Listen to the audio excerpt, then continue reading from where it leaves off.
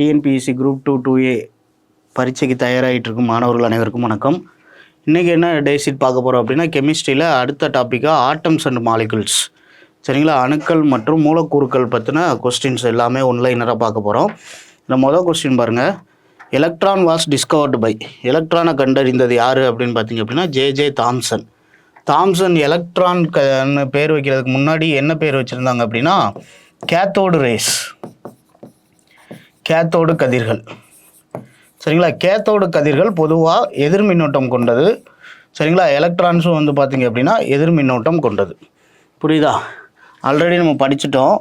எலக்ட்ரானுக்கு முன்னாடி புரோட்டானை கண்டுபிடிச்சது யார் அப்படின்னா கோல்டு ஸ்டீன் ஒருத்தர் தான் கண்டுபிடிக்கிறாரு, சரிங்களா. ஆனால் explained by Rutherford, proton was explained by Rutherford, சரிங்களா. புரோட்டானை பற்றி விவரித்தவர் யார் அப்படின்னு பார்த்தீங்க அப்படின்னா ரூதர்ஃபோர்ட். அதுக்கப்புறம் இவர் ரூதர்ஃபோர்ட்டோட மாணவரான ஜேம்ஸ் சாட்விக், இவர் தான் எதை கண்டுபிடிக்கிறார் அப்படின்னு பார்த்தீங்க அப்படின்னா நியூட்ரான், சரிங்களா, நியூட்ரான். புரியுதா? அப்புறம் நியூட்ரினோன்னு எடுத்துக்கிட்டிங்க அப்படின்னா பவுலி, அவர் தான் பவுலி அப்படின்றவர் தான் வந்து பார்த்திங்கன்னா நியூட்ரினோவை பற்றின ஆராய்ச்சி கட்டுரையை வெளியிடுறார். சரி, ரெண்டாவதா the charges of an atom, அணுவின் மின்னோட்டமானது number of protons is equal to number of எலக்ட்ரான்ஸ்னு இருக்கும். அதனால் எப்பயுமே வந்து பார்த்திங்க அப்படின்னா புரோட்டான்கள் எண்ணிக்கையும் எலக்ட்ரான் எண்ணிக்கையும் சமம்ன்றதுனால இது ஒரு நியூட்ரல் சார்ஜ், மின்னூற்றம் அட்டது, சரிங்களா, நடுநிலை தன்மையில் தான் இருக்கும். இப்போ புரோட்டானோ எலக்ட்ரானோ எண்ணிக்கையில் மாறுபட்டுருச்சு அப்படின்னா அயனியாக மாறிடும், சரிங்களா, அயான்ஸாக மாறிடும். சப்போஸ் பாசிட்டிவ் புரோட்டான் எண்ணிக்கை அதிகமாக இருந்துச்சுன்னா நேர்மின் அயனி, எலக்ட்ரான் எண்ணிக்கை அதிகமாக இருந்துச்சு அப்படின்னா எதிர்மின் அயனி, சரியா, எதிர்மின் அயனி. சரி, அடுத்தது வாட் ஆர் ஐசோடோன்ஸ். ஐசோடோன்ஸை பொறுத்தளவு நீங்கள் முக்கியமாக வந்து பார்த்தீங்க அப்படின்னா ஒரு 3 விஷயம் தெரிஞ்சுக்கணும். ஒன்று வந்து பார்த்தீங்க அப்படின்னா ஐசோடோப்,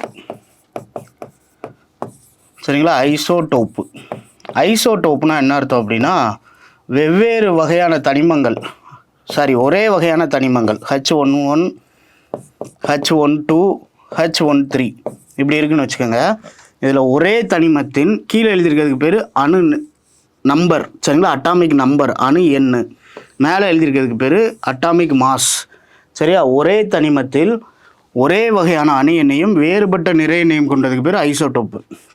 எடுத்துக்காட்டு ஹைட்ரஜன், இதுக்கு பேர் புரோட்டியம், டியூட்ரியம், டிரிடியம், சரிங்களா. இது 3 வந்து பார்த்திங்க அப்படின்னா ஐசோடோப்புன்னு சொல்லக்கூடியது. அடுத்தது ஐசோபார். ஐசோனா என்ன அர்த்தம் அப்படின்னா சமமானன்னு அர்த்தம், சரிங்களா. ஐசோபார்னு எடுத்துக்கிட்டிங்கன்னா வெவ்வேறு தனிமங்கள், சரிங்களா. இப்போ C614 கார்பன் 14, N714 இதில் பார்த்திங்க அப்படின்னா வெவ்வேறு தனிமங்களின் அணு நிறை சமம். ஆனால் யார் மாறுபட்டிருப்போம் அப்படின்னு பார்த்தீங்க அப்படின்னா அணு எண் மாறுபட்டிருக்கும். இப்படி இருந்துச்சுன்னா அதுக்கு பேர் ஐசோபார். அடுத்தது நம்ம கொஸ்டினில் கேட்டிருக்க ஐசோடோனுன்னா என்ன அர்த்தம் அப்படின்னு பார்த்தீங்கன்னா நியூட்ரான்களின் எண்ணிக்கை சமம். நியூட்ரான்களின் எண்ணிக்கை எப்படி கண்டுபிடிக்கலாம் அப்படின்னா இந்த அணு எண் எதை ரெப்ரசன்ட் பண்ணுது அப்படின்னா number of protons or number of electrons, சரிங்களா. புரோட்டான்கள் எண்ணிக்கை அல்லது எலக்ட்ரான்கள் எண்ணிக்கையை யார் சொல்கிறா அப்படின்னு பார்த்தீங்க அப்படின்னா அணு எண்.